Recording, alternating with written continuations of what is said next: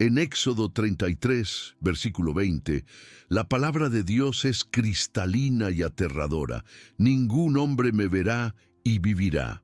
Es una ley divina, una frontera infranqueable entre el Creador y la criatura, un abismo de santidad que la mortalidad no puede cruzar.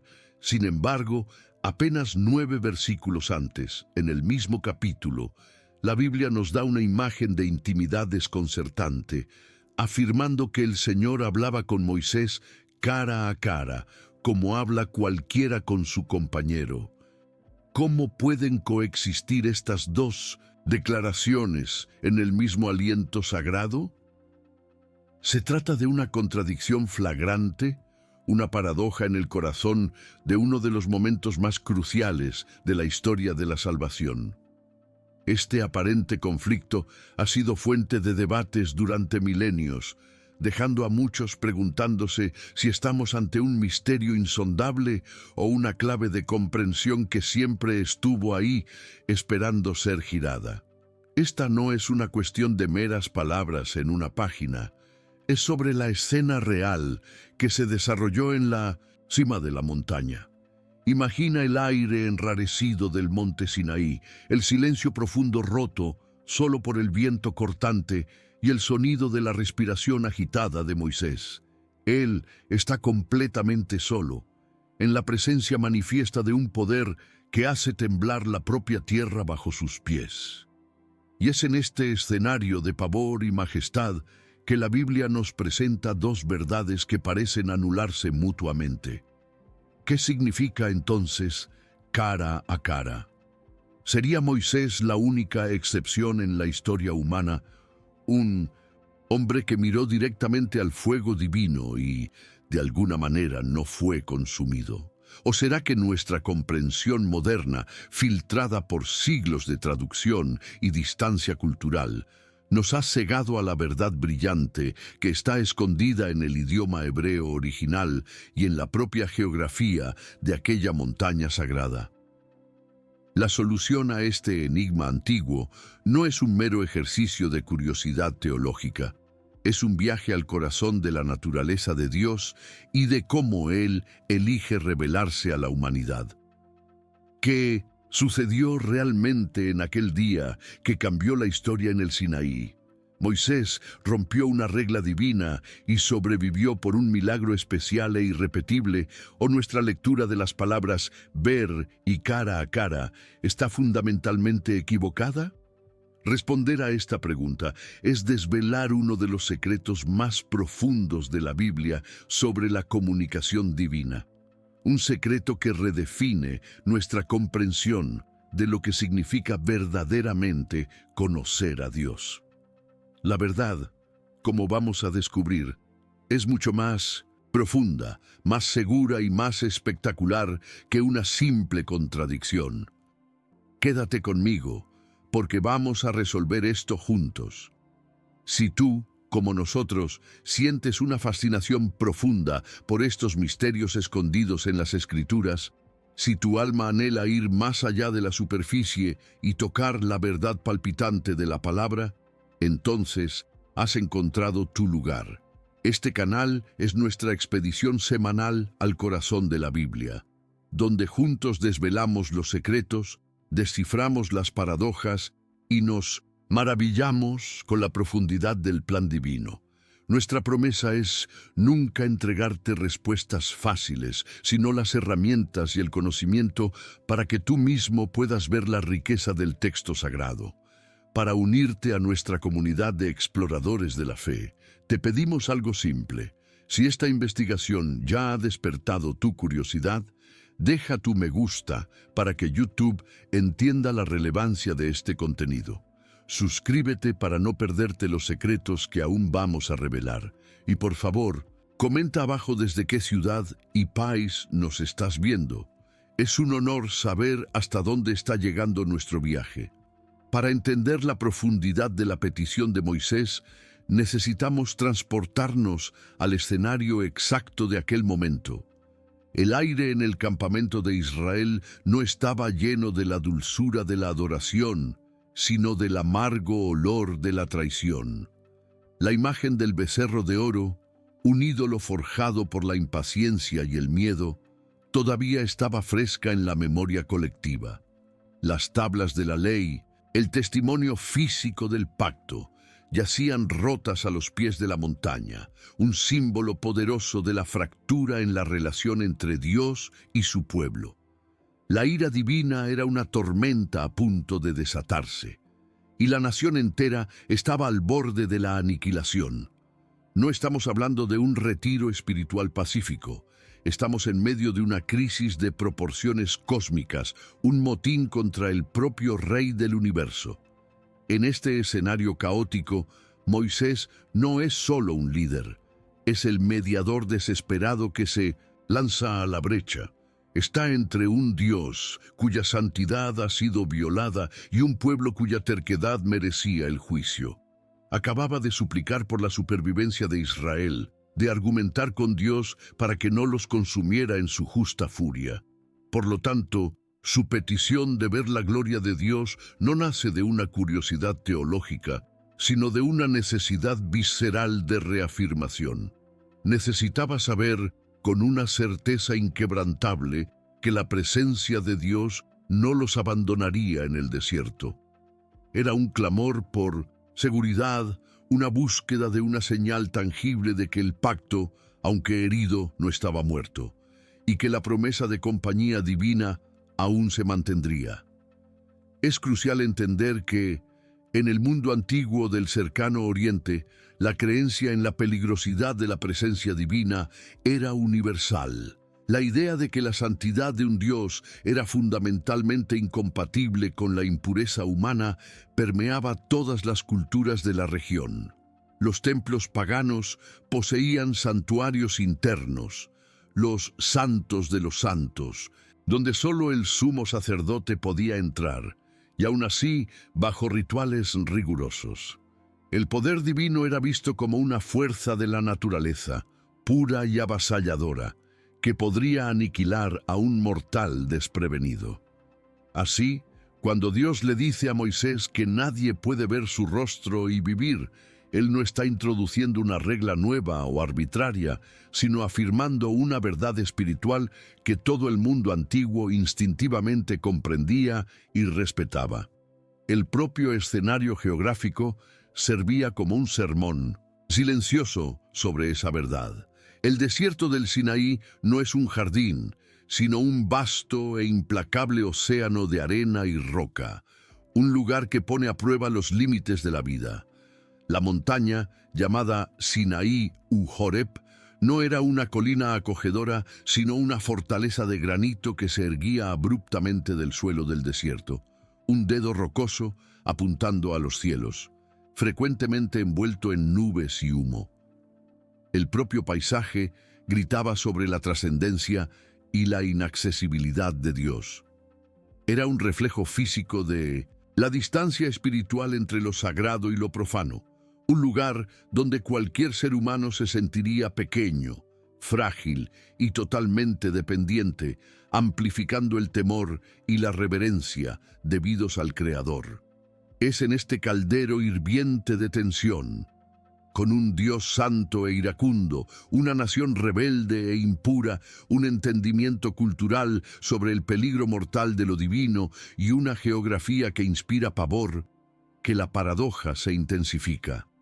Es exactamente aquí, en este punto de fractura, que Moisés hace la petición más audaz y aparentemente suicida de toda la Escritura. Te ruego que me muestres tu gloria. No pide una señal lejana, un milagro en el campamento. Pide ver la fuente de todo poder, mirar al corazón del fuego consumidor. Esta audacia, nacida de la desesperación y de un profundo deseo de intimidad, prepara el escenario para la respuesta más creativa y misericordiosa de Dios. Y es aquí, en la respuesta de Dios a la petición de Moisés, que la aparente contradicción se deshace, no como un misterio insondable, sino como un magnífico malentendido de nuestra parte. La revelación, el punto de inflexión de toda esta historia, es esta. La expresión hebrea panim el panim, traducida como cara a cara, nunca se refirió a una observación visual de la esencia de Dios. Es una expresión idiomática, una figura del lenguaje hebrea que significa algo mucho más profundo, un nivel de comunicación directo, claro, íntimo y sin intermediarios, en total contraste con los sueños y visiones enigmáticas dadas a otros profetas. El secreto de la supervivencia de Moisés es que, cuando él de hecho pidió ver la gloria de Dios, el propio Dios orquestó un encuentro controlado y seguro. Él no rompió la regla, la bordeó con misericordia, escondiendo a su siervo en una hendidura de la peña y revelando solo su espalda, es decir, los efectos, la magnificencia y la estela de su paso, y no su esencia frontal, cuya santidad es absolutamente insostenible para la creación. Ahora que la revelación está sobre la mesa, vamos a validarla con las propias evidencias de la escritura, del lenguaje y de la historia. Comencemos por la raíz, la expresión hebrea panim el panim. En nuestra cultura occidental leemos cara a cara e inmediatamente imaginamos un encuentro visual. Pero para un hebreo antiguo, esa expresión conllevaba una connotación de intimidad y claridad en la comunicación. Piensa en cómo usamos la frase hablar ojo a ojo. No estamos describiendo un examen oftalmológico, sino una conversación franca, honesta y directa. De la misma manera, panim el panim describe la calidad del diálogo de Moisés con Dios. Era una comunicación sin ruidos, sin necesidad de interpretación de sueños o visiones. Un privilegio único que lo distinguía de todos los demás profetas. Profundicemos en el análisis textual. Es fundamental notar que Moisés no pidió ver el rostro de Dios, sino su gloria. La palabra hebrea para gloria, kabod, significa literalmente peso o sustancia. Moisés estaba pidiendo experimentar la totalidad de la presencia manifiesta y abrumadora de Dios. En respuesta, Dios dice que le mostrará su espalda, la palabra hebrea achorei. Esta palabra puede significar espalda, pero también conlleva el sentido de lo que viene después o el rastro.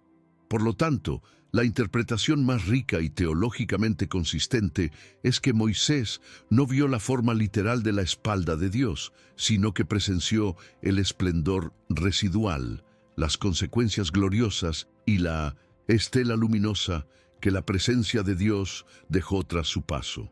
Él vio la prueba, no la fuente, y si queda alguna duda, la propia Biblia nos ofrece la definición exacta.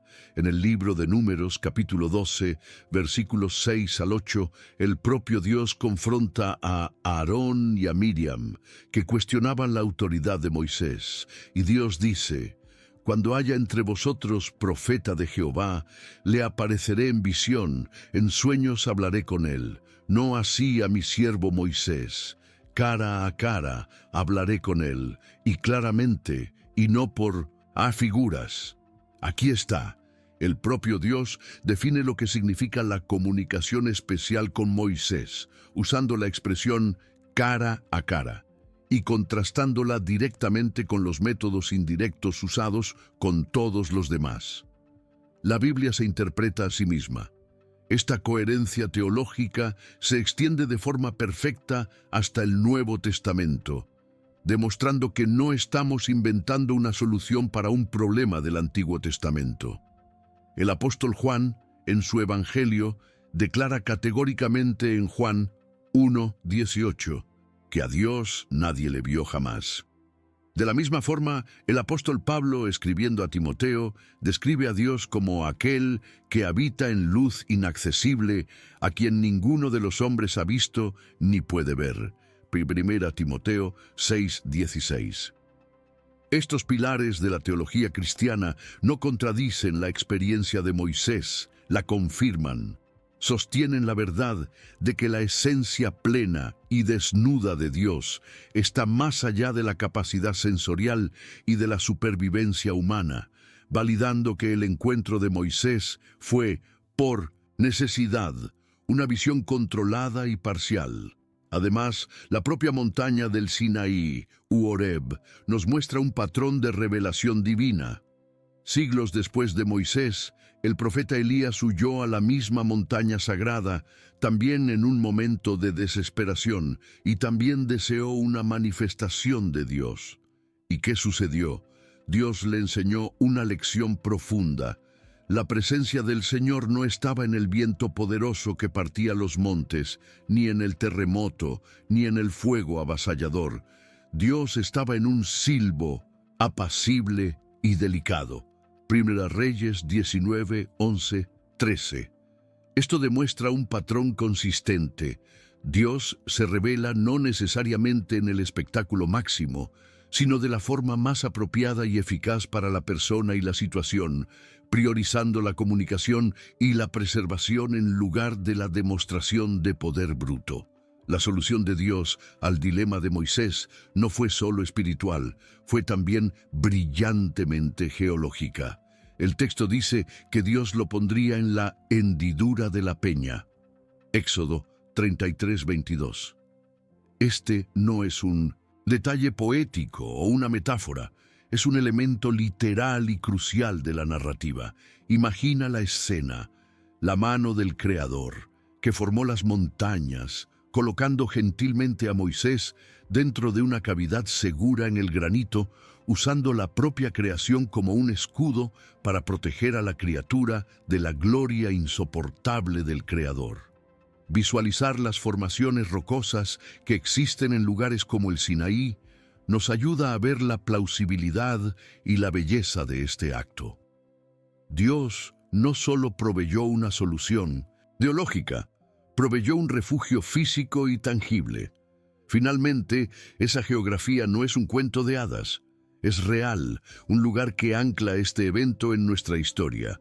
Aunque la ubicación exacta del monte Sinaí es debatida por eruditos, con la ubicación tradicional en la península del Sinaí de Egipto y la candidata alternativa, Jabal al-Laus, en Arabia Saudita, con su pico ennegrecido, la búsqueda de ella fundamenta la narrativa en un espacio explorable.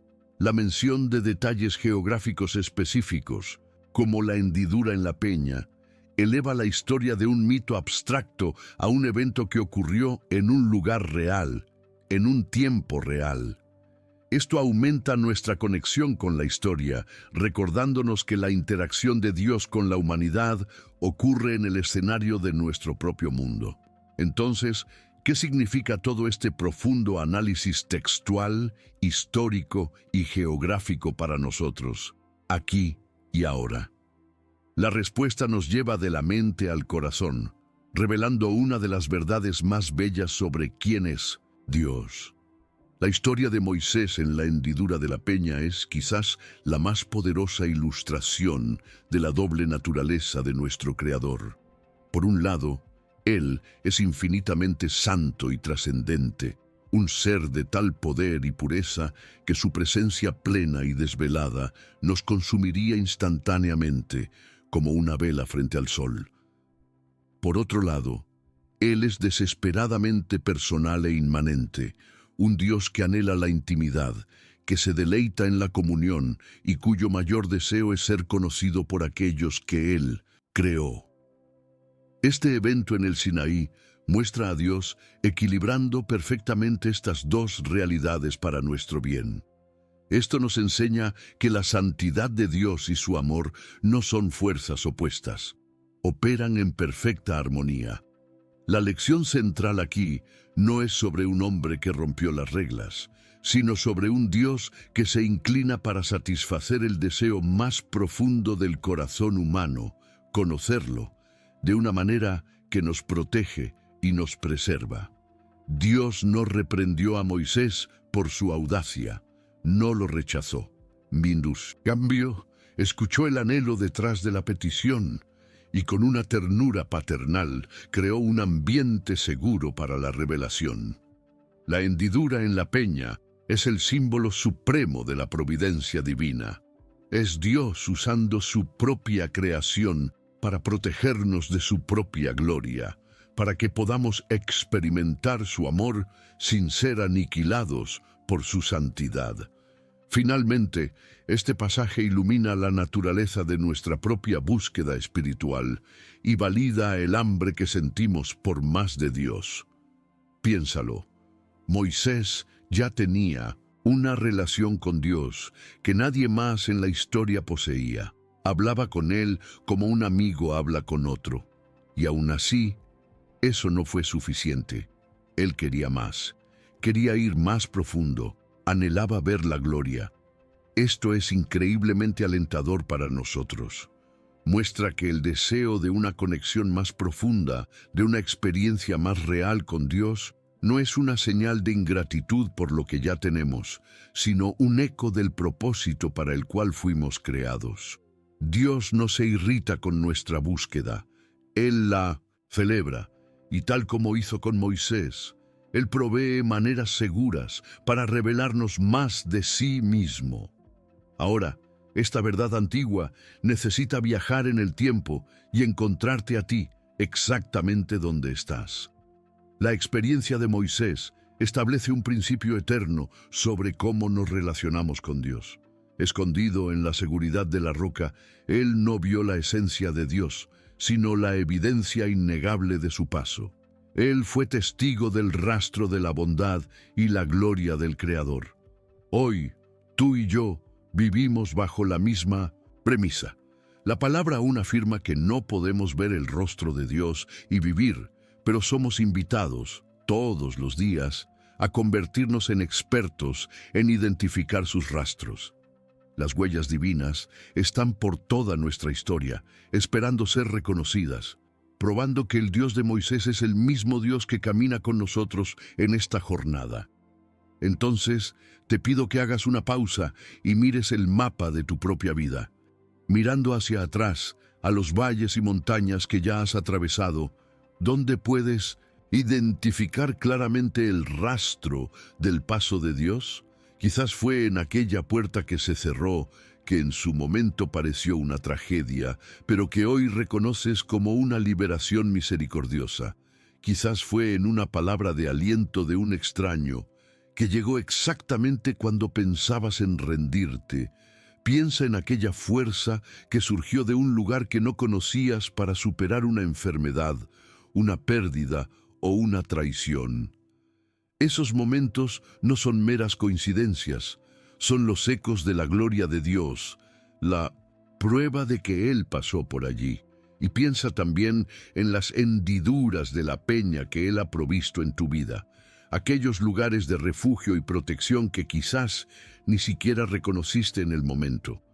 ¿En qué hendidura de la peña te protegió Dios cuando la tormenta del miedo, de la ansiedad o del luto parecía insoportable y amenazaba con destrozarte?